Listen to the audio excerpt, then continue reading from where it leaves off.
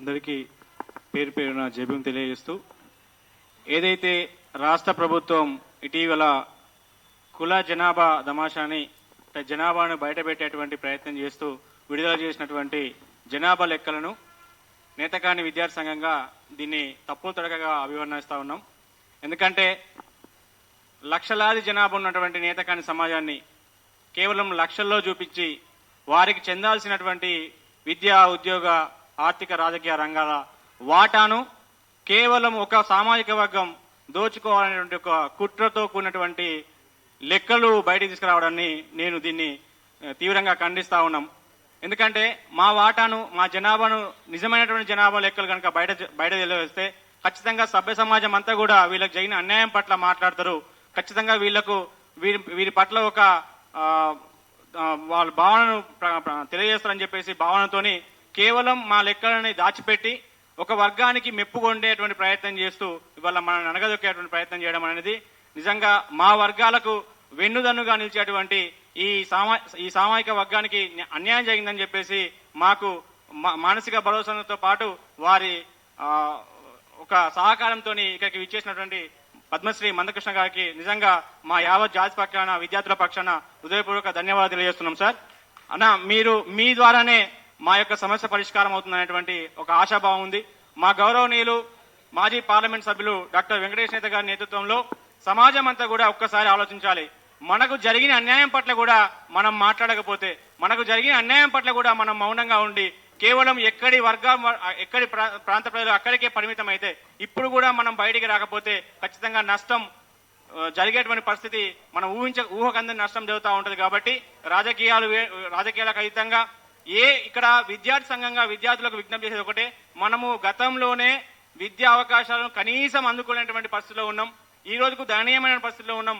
ఒక్క university professor లేదన్న 9 యూనివర్సిటీలలో ఉంటే ఒక్క యూనివర్సిటీ ప్రొఫెసర్ కూడా మా సామాజిక వర్గం నుండి లేదనేటువంటి విషయాన్ని ఈ సందర్భంగా తెలియజేస్తాం. అంటే ఉన్నత విద్యకు మేము ఎంత దూరం ఉన్నామనే విషయాన్ని కూడా మీ దృష్టికి తీసుకొస్తా ఉన్నాం. కాబట్టి ఈ అన్ని కోణంలో మాకు రావాల్సిన వాటాను మాకు చెందించే విధంగా ప్రభుత్వాలు మరొకసారి కాంగ్రెస్ ప్రభుత్వం మా పట్ల కక్షపూరితమైనటువంటి చర్యలకు పాల్పడకుండా మమ్మల్ని కూడా కన్సిడర్ చేసి మా జనాభాని, వాస్తవ జనాభాని మాకు తేల్చేసి మేము ఒక విద్యార్థి సంఘంగా మీ అందరినీ విజ్ఞప్తి చేసేది ఏంటంటే, మాలలతో పోటీ పడలేకుండా మనము మన రిజర్వేషన్ ని వాళ్లే హరిస్తున్నటువంటి ఉద్దేశంతోనే మనం రిజర్వేషన్ అంటే బాబాసాహెబ్ అంబేద్కర్ గారి యొక్క ఉద్దేశాన్ని ఏ వర్గం అయితే అల్పసంఖ్యాక వర్గాలకు అభివృద్ధి పథంలో నడిపించడానికి రిజర్వేషన్ పెట్టడం జరిగిందో ఆ రిజర్వేషన్ ఫలాలు పొందలేమని చెప్పేసి ఉద్యమం చేసి మన వాటను మనం తెలుసుకున్నటువంటి తరుణంలో ఇక్కడ బలమైన సామాజిక వర్గాన్ని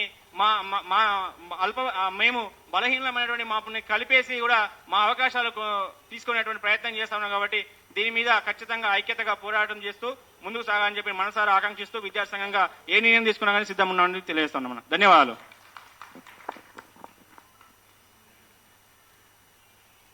మేం నేత కనోళ్ళం కానీ చేత కనోళ్ళం కాదు.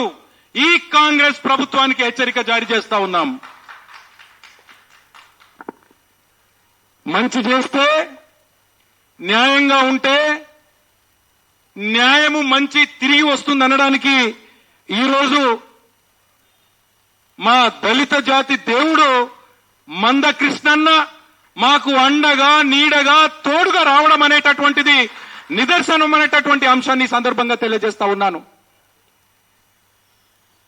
2019-24లో లోక్సభ పార్లమెంట్ సభ్యుడిగా ఉన్న సమయంలో నేత కాని జాతి అప్పుడు ABCD కేటగిరీలో మాల ఉపకులంలో ఉన్నటువంటి వ్యక్తిని.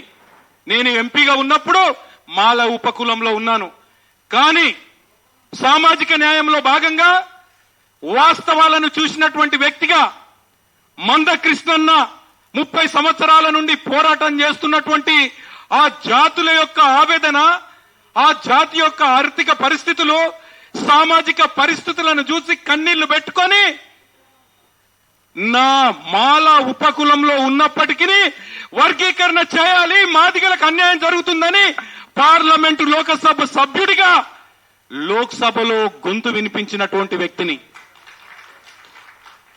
ఆ రోజు నేను చేసినటువంటి మంచి, నేను ఆలోచించినటువంటి న్యాయం ఈ రోజు నా జాతికి అన్యాయం జరుగుతూ ఉంటే అడ్డంగా నిలబడి ఎదిరించి ప్రభుత్వాన్ని ప్రశ్నించినటువంటి మహోన్నత మానవతావాది అభినవ అంబేద్కర్ మందకృష్ణ మాదిగన్న అనడంలో ఎలాంటి సందేహం లేదని చెప్పేసి ఈ సందర్భంగా కోరుకుంటూ అలాంటి మహనీయునితో కలిసి పనిచేసేటటువంటి అవకాశం వచ్చినందుకు అదృష్టవంతుడిగా భావిస్తూ మరొకసారి మా నేతకాణీలకు జరిగినటువంటి అన్యాయాన్ని ప్రశ్నిస్తూ మాకు మద్దతుగా నిలబడి భవిష్యత్తు కార్యాచరణని ప్రకటించడానికి విచ్చేసినటువంటి గౌరవనీయులు పద్మశ్రీ అన్న మందకృష్ణ మాదిగన్న గారిని మాట్లాడాల్సిందిగా విజ్ఞప్తి చేస్తా ఉన్నాను.